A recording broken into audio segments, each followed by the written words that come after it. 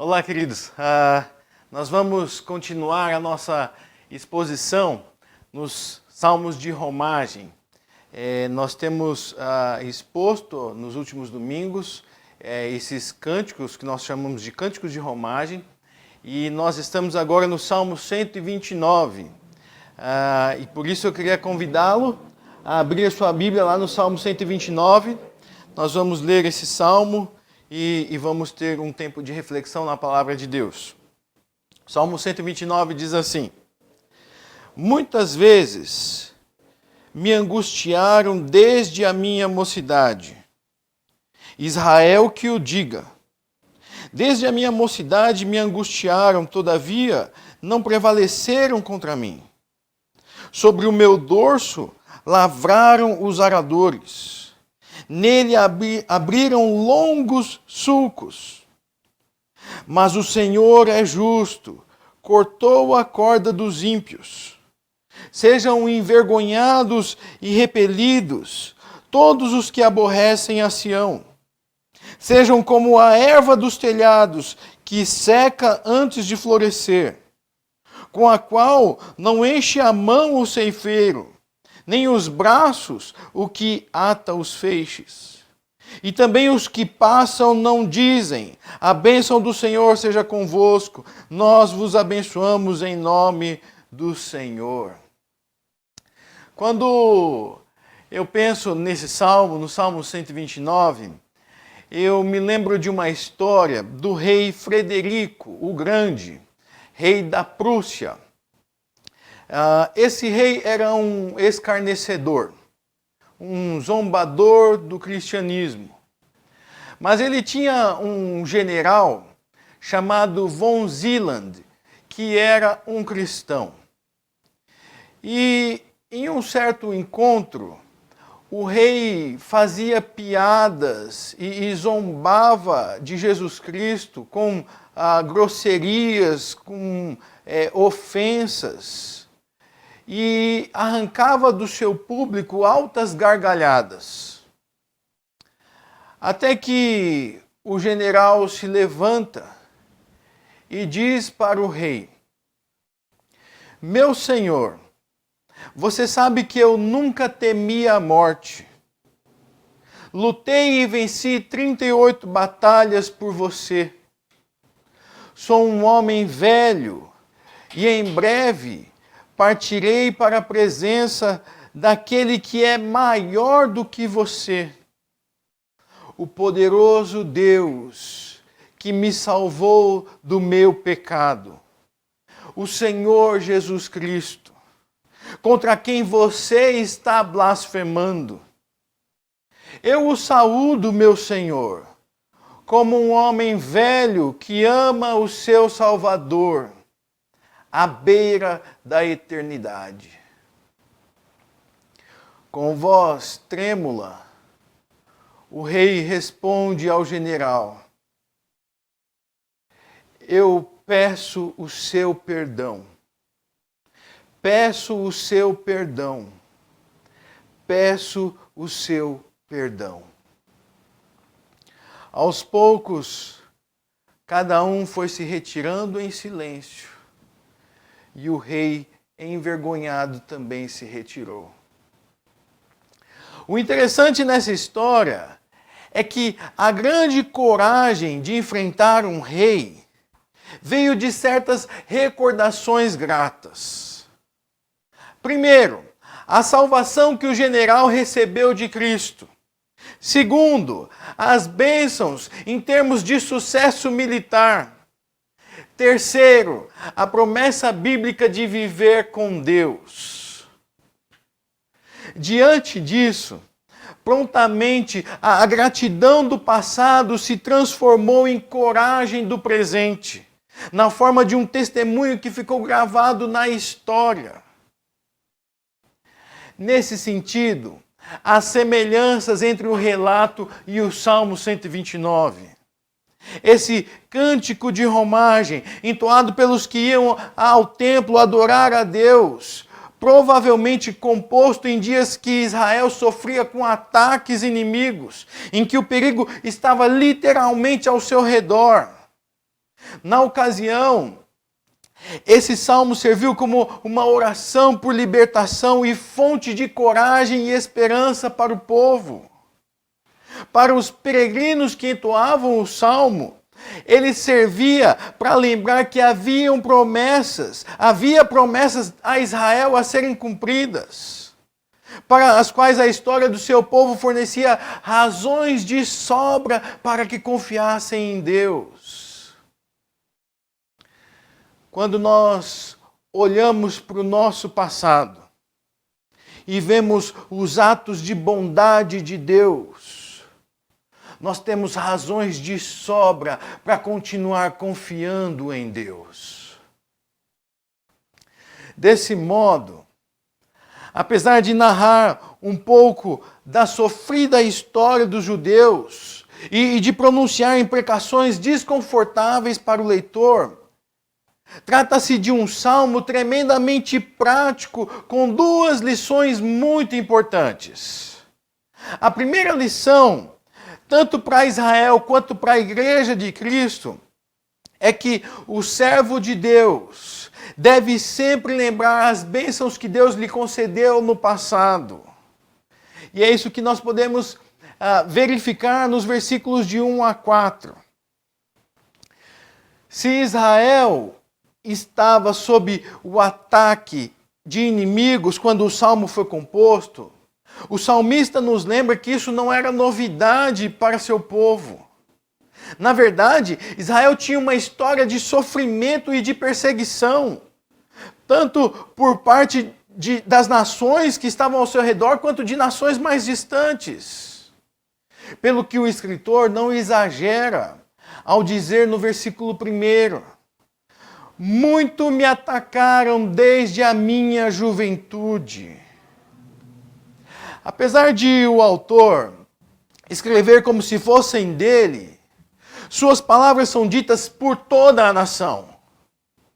Isso fica claro quando, na sequência, no versículo 1, ele diz assim: que Israel o diga. O salmista está chamando toda a nação para fazer a afirmação que ele está fazendo, para fazer dessa afirmação a afirmação da nação. Dito isso, ele volta à afirmação inicial, mas ele a completa agora com uma virada surpreendente. Vejam o versículo 2. Muito me atacaram desde a minha juventude, porém não puderam me vencer. Agora, é possível entender o porquê da recordação.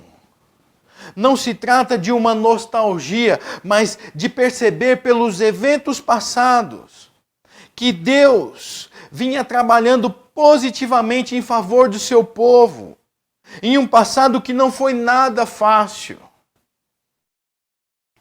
Os ataques numerosos que enfrentaram foram também violentos, ao que o salmista se refere usando a figura de lavradores que ferem a terra com o arado. Porém, nesse caso, a terra era a nação de Israel. Vejam o versículo 3. Os lavradores passaram o arado sobre as minhas costas. Não satisfeito, o salmista estende a figura de modo a ficar claro que foram muitas vezes alvos de ataques extremamente violentos. O versículo 3 continua: fizeram longos sulcos sobre ela. O arado era um instrumento em forma de V que era amarrado nos bois. E nesse instrumento havia uma faca que cortava a terra à medida que os bois caminhavam. É essa figura que o salmista usa para expressar a violência com a qual Israel estava sendo atacado. Mas ele diz, no versículo 4, mas o Senhor é justo. Ele cortou as correias dos ímpios. A figura de cordas ou correias parece estar diretamente ligado à sua figura do arado. Se os ataques sobre Israel eram como passar arado sobre as suas costas, esse texto está dizendo que o Senhor impediu que o inimigo obtivesse seu objetivo final, cortando as cordas, cortando as correias do arado. Algo interessante de notar nesse texto é o atributo destacado nessa ação. Enquanto nós esperaríamos pensar sobre a bondade de Deus ou a misericórdia de Deus, o que leva o crédito na ação divina é a sua justiça. O Senhor não apenas deteve os seus inimigos, os inimigos do passado, mas os puniu por sua maldade. Assim, a frase, porém não puderam me vencer, assume um significado especial a respeito do cuidado de Deus. Queridos, olhar para as bênçãos de Deus no passado nos ajuda a enfrentar com confiança os desafios do presente. Existe um hino que nos diz: conte as bênçãos, dize-as quantas são, recebidas das divinas mãos. Vem dizê-las todas de uma vez, e verás surpreso o quanto Deus já fez. A segunda lição que nós podemos aprender com esse texto é que o servo de Deus deve crer firmemente no cuidado de Deus no presente e em suas promessas futuras. É o que nós conseguimos observar nos versículos de 5 a 8. A partir das gratas lembranças do passado, o salmista olha para o presente como ocasião para depender de Deus em oração e de crer que Ele, que está no controle de tudo, tratará a maldade do inimigo como ela merece ser tratada. Além do mais, ser inimigo de Israel era ser inimigo de Sião, não apenas como capital, mas como o centro da esperança israelita de redenção. Por isso, o resultado, mais cedo ou mais tarde, seria a derrota dos opressores. Vejam o versículo 5. Que todos os inimigos de Sião sejam envergonhados e batam em retirada. Frequentemente, as metáforas produzem uma compreensão mais vívida das grandes vitórias e das grandes derrotas. Nesse caso não é diferente.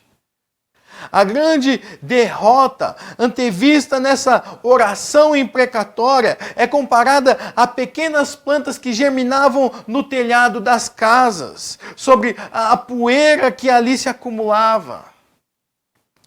Como a semente em solo rochoso, da parábola do semeador, em Mateus capítulo 13. Essas plantas não tinham raiz e secavam antes mesmo de se desenvolver. Era assim que acontecia com os inimigos de Israel. E o versículo 6 nos diz: que sejam como a erva do telhado, que seca antes de florescer. Seu abatimento seria tal que, caso fossem aquelas ervas secas, sua quantidade seria ínfima, insignificante. Pelo que o salmista prossegue no versículo 7.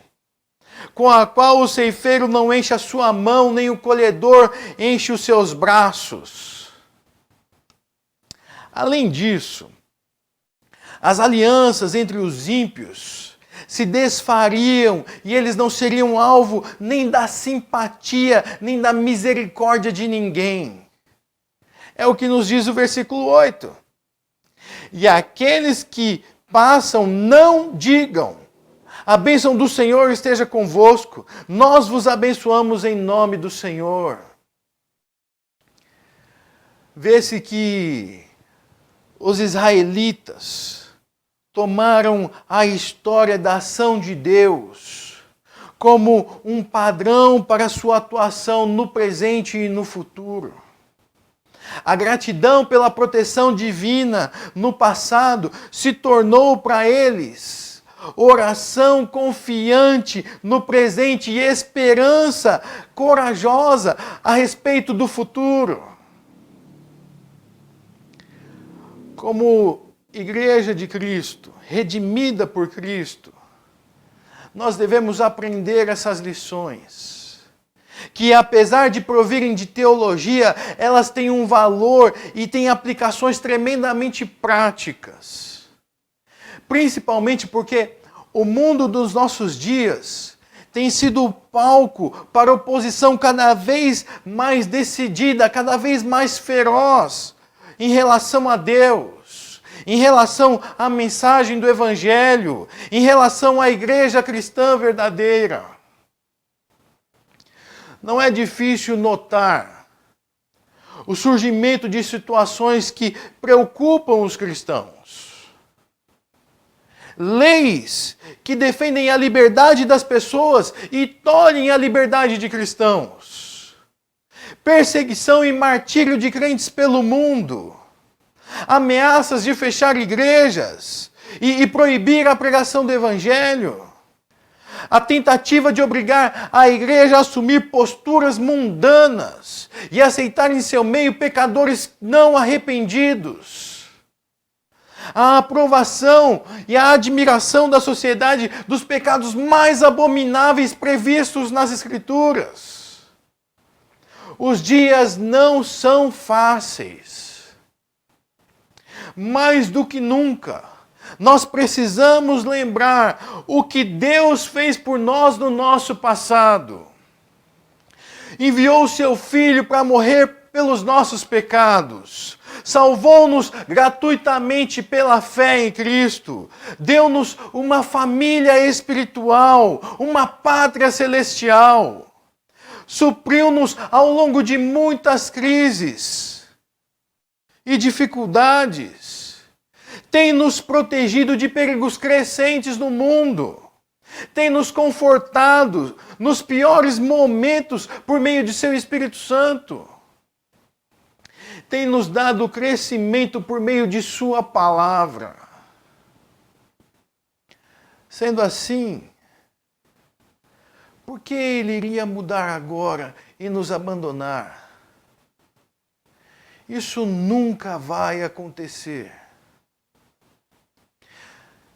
Se você está passando por um momento em que você acha que Deus te abandonou, a cruz é a maior prova do amor de Deus por você e a maior prova de que Ele nunca vai te abandonar. Por isso nós precisamos olhar para o passado com gratidão e nos curvarmos em oração a respeito do presente, em plena confiança de que no futuro cearemos à mesa do nosso amado Senhor. O justo e santo anfitrião que redimiu um povo para si.